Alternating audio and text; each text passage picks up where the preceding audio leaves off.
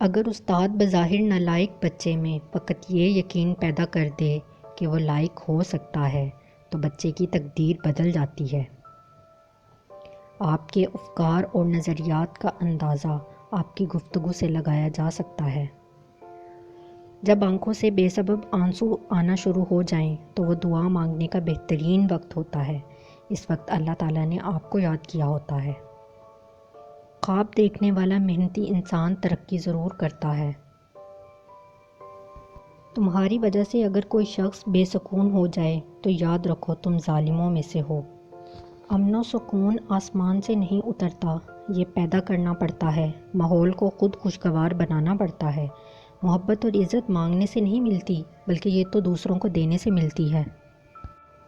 اللہ کسی پر اس کی ہمت سے زیادہ بوجھ نہیں ڈالتا، بعض اوقات وہ ہمت بڑھانے کے لیے بھی بوجھ ڈال دیتا ہے۔